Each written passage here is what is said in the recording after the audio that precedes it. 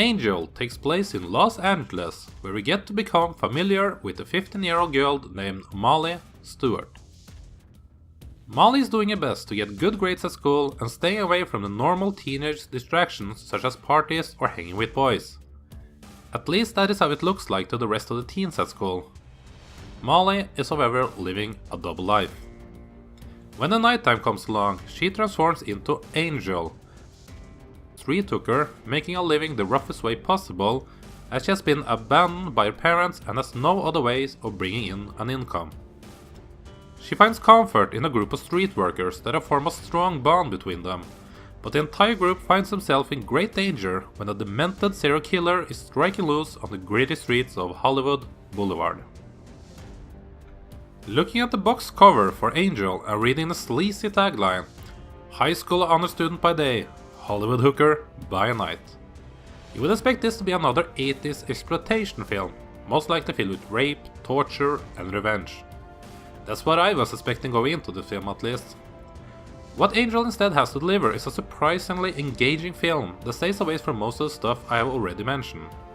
The first hour of this film is 50% character drama, with us getting to know and feel sympathy for the main character Molly, or Angel if you will.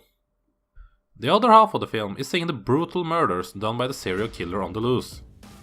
It almost feels like the filmmakers wanted to switch things up from the usual serial killer films that were out at the time by having us concentrate and feel for the victims instead of delving deeper into the psyche of the killer. When the final 30 minutes starts though, it rather becomes more a stalk and revenge type of movie, falling a bit apart from the more interesting way that they had filmed the first hour. What really makes this movie work is the Molly character, played excellently by Donna Wilkes. She was actually 25 at the time, but due to her small frame she was able to make up for a convincing 15-year-old, and you can really feel her portrayal of this young kid trying her best to make a living for herself. Her scenes with the late Cliff Gorman as Lieutenant Andrews are the best of the film, as not only do you finally get an understanding of why she has chosen the life she has, but we also see how her story is also getting underneath the skin of this hard, rough cop. On the other hand, the early introduction of the serial killer, played by John Diehl, are also quite good. The first few murders he does are all very brutal, especially the very first, where we also see that he has some necrophilia tendencies to him. I did not like how he became more or less a dumb guy with a knife during the final part of the film though, as I kinda wanted it to go more in a shock territory by having him abduct or capture Molly somehow to give the audiences a sense of danger, as we by that point already care deeply about the poor girl. A thrilling and suspenseful finale like that could have put the movie over for being very good into the excellent department. Another thing I disliked about the ending is that even though it was the, spoiler alert, end for the serial killer, it didn't really resolve anything for Molly. I'd like to know more of what happened to the girl. Was she transferred to a different school and keep on tricking on the streets now that almost all of her street friends were killed off? Would she give up and go to child services and get put in a foster home? Who knows, as he never got the answer anyway. I should also talk about Molly's group of street friends, as they take up plenty of scenes in the picture. She hung out with a colorful group of people that also made the street life seem like a fun and kind one. The group is made up by a transgender prostitute, an old western star who is now making a living by doing pistol tricks on the streets, and a weird lesbian landlord. Yeah, I did not exaggerate when I said colorful. The problem with these over-the-top characters was just that, they were over the top. It's not always wrong to bring some comedy into a movie, and I'm sure they worked better for others as the actors surely did a fine job by all means. Personally, I just wanted the film to go a bit darker, and that's hard with characters like these. I guess we should also mention that even though Donna Wilkes doesn't show any skin in the film, there are still nudity to be found there for those who are looking for that. Mostly this is shown by the victims of the serial killer or just random girls coming out of the shower in Molly's high school.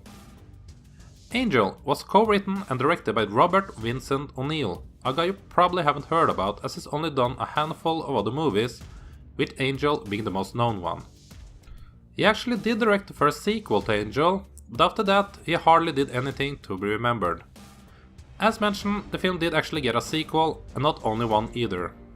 The first one was called Avenging Angel, which was released only a year later than Angel. The third one, Angel 3, the final chapter, came out in 1988, and the final film in the series, Angel 4, Undercover, came out as late as 1994. And Donna Wilkes did not return for any of these sequels. The fact that Angel spawned several sequels meant that this of course was a success, and you would be surprised at how big of a success it was actually. It was released by New World Pictures on January 13th, 1984, after legendary Roger Corman had sold off the company. Even though the film didn't break into the top 5, it had staying power and would over the coming months rake up an impressive total of $17.5 million. That's not bad at all for a film with a budget of $3 million, and it actually became New World's highest grossing movie of the year. Angel was a surprisingly good movie, as I only expected some cheap exploitation. It is a bit frustrating as it had the potential to become so much more, but it is still a movie worth checking out. Be warned though, if you're only out for a sleaze fest, then Angel is not the movie for you. If you want a movie with a compelling character that you will care for, thanks to the lovely Donna Wilkes, then check out Angel. I wish I could have given it a bit higher rating, but the final part forces me to reduce it down to a 3.5 out of 5. Any fans of Angel out there on the interwebs? And are the sequels any good? When I look at their trailers, I get the feeling that they're a bit more trashy.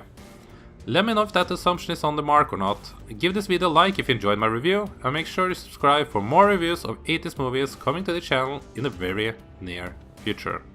Thank you.